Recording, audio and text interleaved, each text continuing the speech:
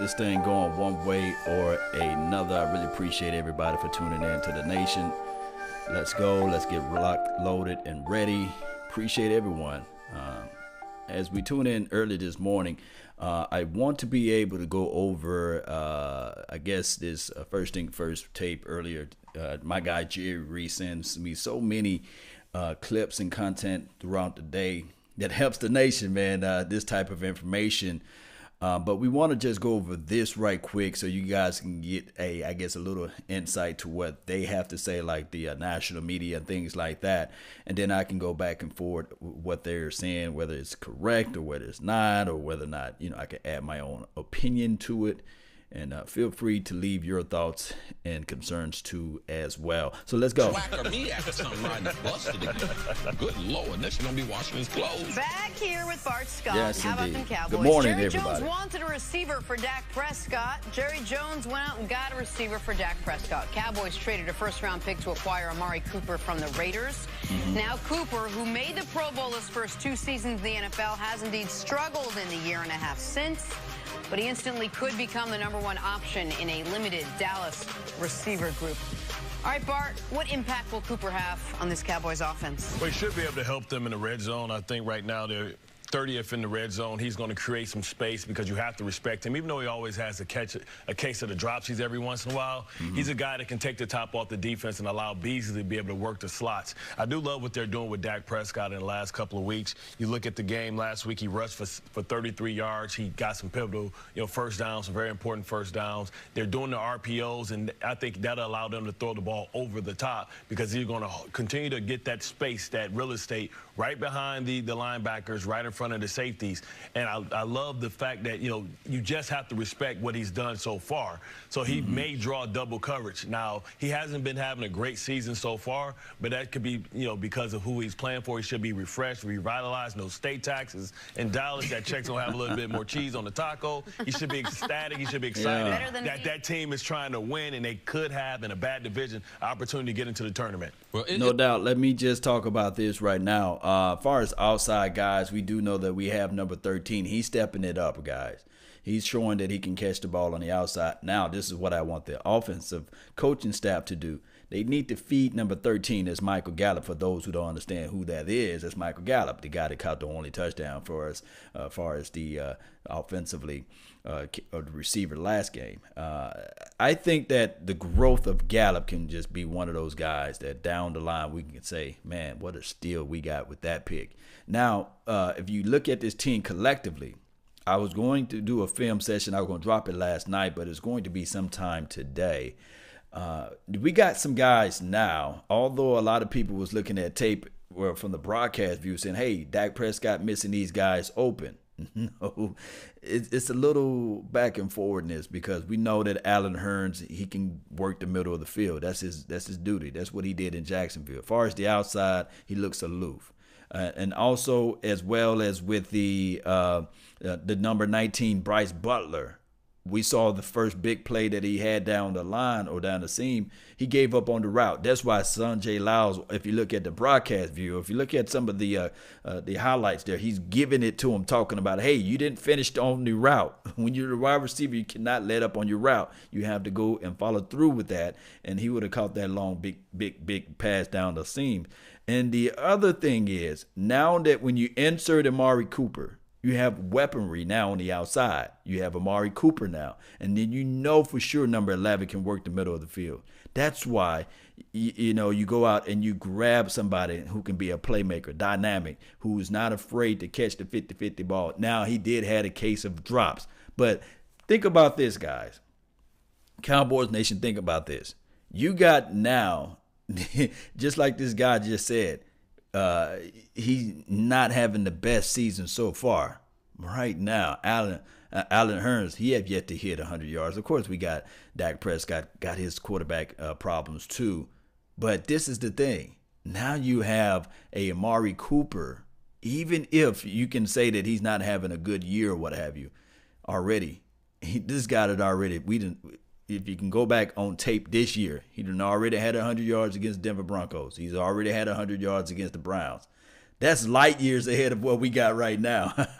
Let's listen to what they have to say. It's one of those kind of things. It's just like nice things in life. Bart, you like watches, you collect them. It's like a house. It's like a nice car. How much is too much if you really want it? Like if you want to be in that neighborhood, you want to evaluate your quarterback, you don't want to just throw away the 2018 season, like a top flight wide receiver does cost something. So a first-round pick to me was not too expensive to be able to get a player like Amari Cooper. But Randy Moss went for a 4th. Oh, yeah, but Randy Moss at that time, I mean, he's lucky to get a 4th and a ham sandwich as bad as he was in Oakland. Like, when you start having problems off the field, when people question your character, you start seeing Martavius Bryant, they signed him. I mean, they traded for him for a 3rd-round pick. So is not Amari Cooper worth that much more than that? So go ahead, Nick. Here's what the Cowboys fans need to understand, though, because I had Cowboys fans when I was tweeting about this yesterday. Hold on, man. This bro got on a plaid suit with the silver tie and the polka dots. Man, you don't wear plaid and dots, man. You can't pull it off. You ain't fly like that yet, fam. Say, oh, you got a ton of cap space next year to add people. Not anymore. Like, this team you're about to see after the bye in Dallas, that's going to be your team next year. Like, I know you got $60 million. Okay, 14's going to Cooper. Do you want to keep DeMarcus Lawrence? That's $20+ million you're going to have to do. Are you going to re-up Byron Jones? You've talked about he's having a good year. Yes. All your linemen have. All right, I'm going to pause right here. This is the thing. We can't look at it as 1 year, 14 mil. We got to look at it like this. This deal, because he's already coming in, you're getting him for dirt cheap now. So, of course, you're losing the draft pick. But you got to look at it from here. It's 9 games into it. You could just say this right here. 2 years, $14 million. It'll feel a little bit more comfortable. Because you really not, you're only playing them pennies for right now. You'll have to pay the big bulk of the change next year. So you got him for a year and a half for what, 13, 14 million? Let's go ahead and keep it rolling. Have raises built into their contracts. And by the way, Zeke is going to want his money and deserve his money, not to mention Dak. So, and you don't have first-round pick now to improve your team that way. So how do you get a receiver then? So everyone, we've been yelling, hey, man, they need a wide receiver. We've been yelling all offseason. They need a wide receiver. They need a wide receiver. They need a wide receiver. They need a wide receiver. How do you get a wide receiver? I would have, if I knew I was going to trade a first-round pick to pay Amari Cooper $14+ million a year, I would have found a way to sign Sammy Watkins. Like, then you keep Sammy Watkins. This brother says Sammy Watkins, man. Where is he? What tape he been watching?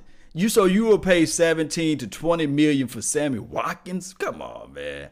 He's not even on the same planet as Amari Cooper, man. Come on. He's not a better player. And actually, you're getting feet too. You can't trust a receiver with bad feet. Amari Cooper's a better player than Sammy Watkins, and you're getting Amari Cooper for less than $15 million for 2 seasons. You can't just think about the price tag for 1 season. You're talking about the rest of this year. You got the rest of you got the last 9 games of this year plus all of next year. Yeah, that is a good value for a guy, you're #1, because you don't have to pay him next year. You've already signed on for the option year at $13.5 million. So the other story here for Dallas is that this is going to be a way for them to evaluate seemingly the most important person. Yeah. That's what this is about. He's Now, getting how more to figure out. opportunities. I know he has. Jeez, they want to pay him so bad. They want him to succeed. Jerry Jones wants so badly for his decision That's what your to boss is not supposed play to do, Romo. Jenna. Your boss is supposed to support you to be able to bring the best out of you. And we're Man, this is my first time ever agreeing with Chris, man. Gosh, man, that's what your boss supposed to do, man. Shout out to Chris. You're supposed to be able to support your staff, those who are at work right now. You want your boss to support you. You want your boss to surround you with pieces to help you out at your job. Appreciate you, Chris. Man, this is weird. It's early in the morning, man. This is crazy. We are not going to see what Dak Prescott, and we cannot evaluate him in the current situation when they don't have a #1 or a #2 wide receiver and no tight end who's a credible threat. So you can't even make the judgment on your quarterback of the future unless you bring someone into the building. So you are a sum of your decisions. Yes, they traded the first-round pick. The reason why, because they first planned, and people don't want to admit it, it did not work. Cutting Dez Bryant, Jason Witten walking away from you, the team you put out there, the wide receiver group is not good enough for you to be able to compete. That's why you had to go out and get someone like Amari Cooper. Man, he said a mouthful, but hey, guys, this is what I want to tell everyone. Now, I'm on record saying that, hey, with Dez Bryant, I wanted to see Dez Bryant with year 3 with Dak Prescott. Remember this right here. When did Dez Bryant started to like show up and show out for the Dallas Cowboys when he was drafted? Now, of course, he had some flashes in 2010, 2011, what have you. But one can argue it was not until 2013, until 2014, that's when he got his cheese or what have you that season, because it developed for 2015. Of course, Tony Romo was injured for 2015.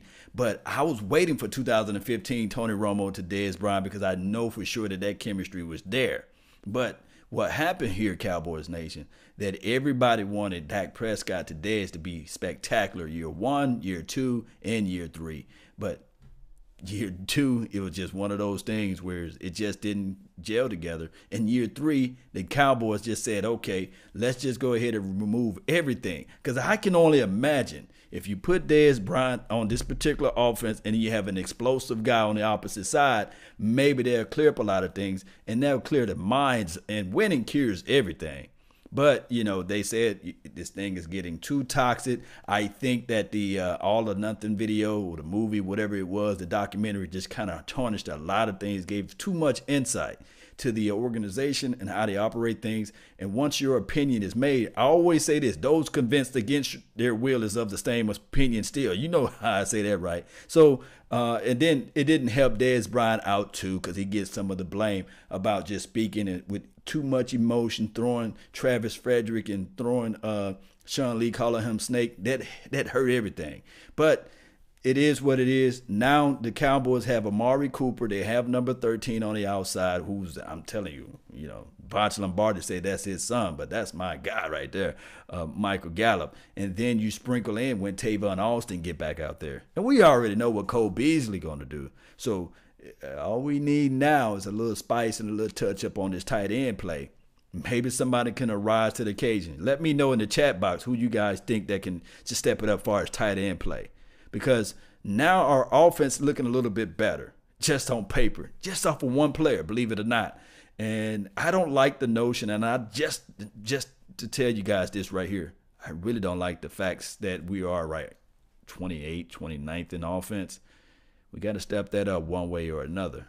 We do. We really do. Expecting Allen to be better than what he was, and he wasn't able to really, toe the line. He's not the receiver that they thought he was, so they had to go out and get some help. But you have to be careful, you wanting to see what you want to see. Sometimes in relationships, you see what you want to see, and I think Jerry Jones wants to prove that he's the great general manager that found his future franchise quarterback in the 4th-round draft pick.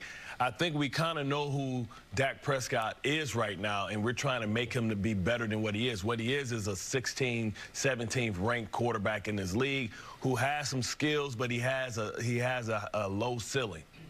So they have to figure out what they want to do with this. This team has to run through Dak Prescott. I think they can have an upgrade. They could have used that 1st-round draft pick to go out there and upgrade the quarterback position.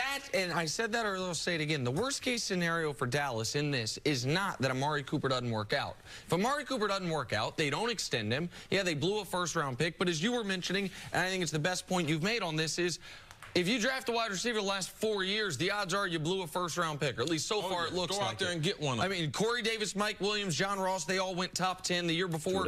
Corey Coleman, he's on, his 3rd team right now? 4th. Or 4th team right now. He went 15th overall. Josh Doxson, Laquan Treadwell went in the top 25.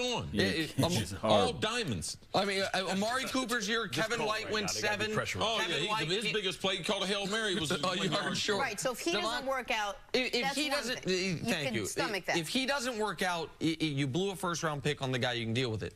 The worst-case scenario for Dallas is not that. The worst-case scenario is he gets there, you're like, oh, he's productive, he's not the problem, and Dak still is not the guy. No, he's don't. Then you move off of Dak. You go to New Orleans and you get Teddy Bridgewater. He's going to be an unrestricted free agent after this year. I don't think they're letting. It's going to be a lot of bidders for Teddy Bridgewater. I'm just telling you, Drew Brees is going to play. Teddy Bridgewater is unproven too. But you do, since you don't have a 1st-round draft pick next year, if Dak Prescott falls on his face and continues to look like what he's looking like for these games, we're going to have to shore up this offensive line. I'm going to touch on that like a little bit later down this week, especially since we got a bye week. We're going to really look into this offensive line play. The best move for the Cowboys would be like the Minnesota Vikings. they went out and grabbed a veteran quarterback. So I don't think Teddy Bridgewater would be the guy if Dak Prescott lay an egg and fall on his face that can elevate this team. You will still have to find somewhere, somehow, a veteran quarterback to squeeze out here on the roster to be able to step and elevate everybody, because you have the weapons on the outside. You have a young Ezekiel Elliott who can still run the ball. And then you will have, with the hopes and the love of God, you will have Travis Frederick back. Then you will say, okay, with this team offensively, if we can have a quarterback that can push and throw the ball down the field, etc., maybe we can give us a chance of being 11-5, 12-4, 10-6, maybe.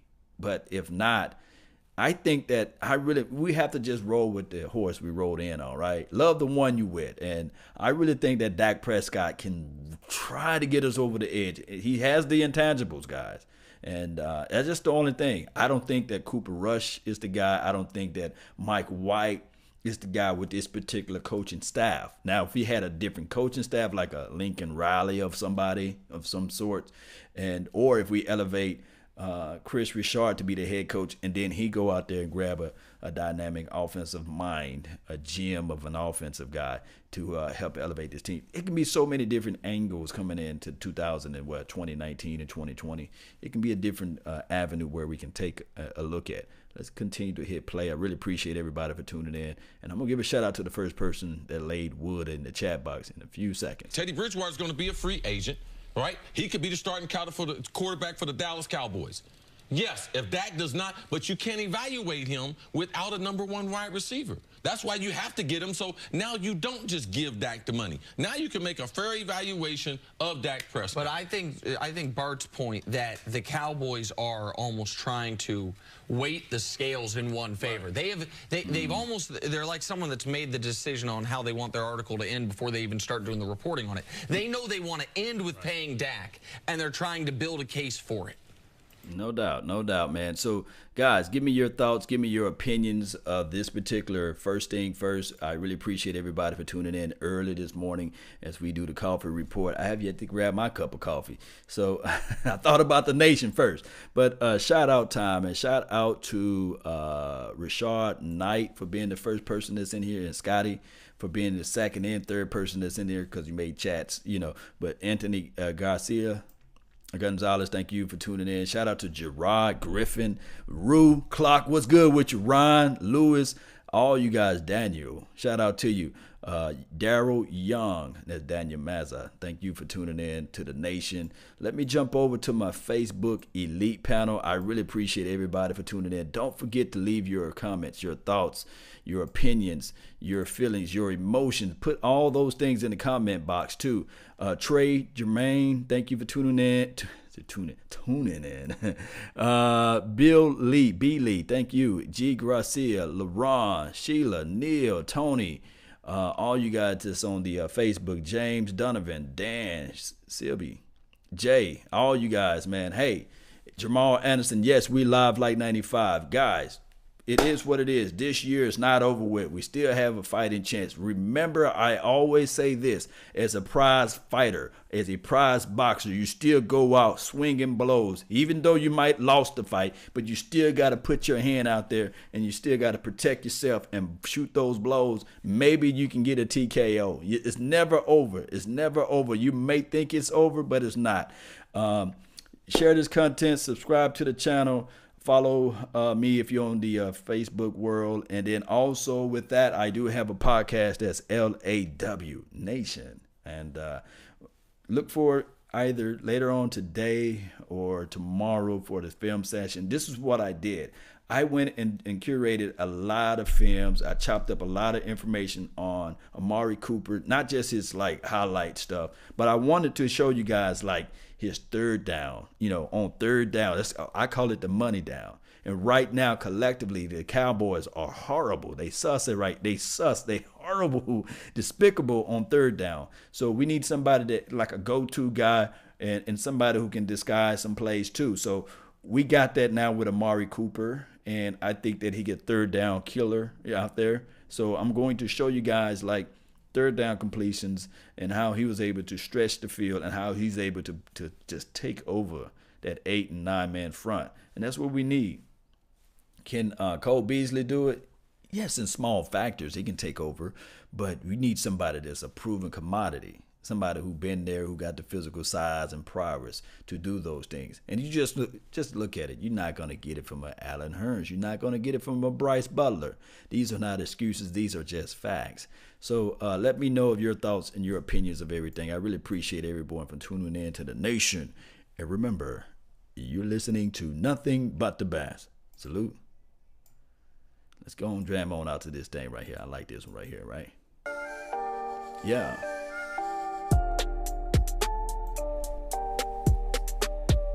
Appreciate you guys, man. It's all love over here. Baby, baby.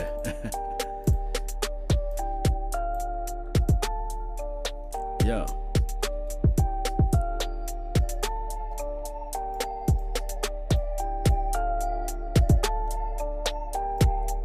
It is what it is, man.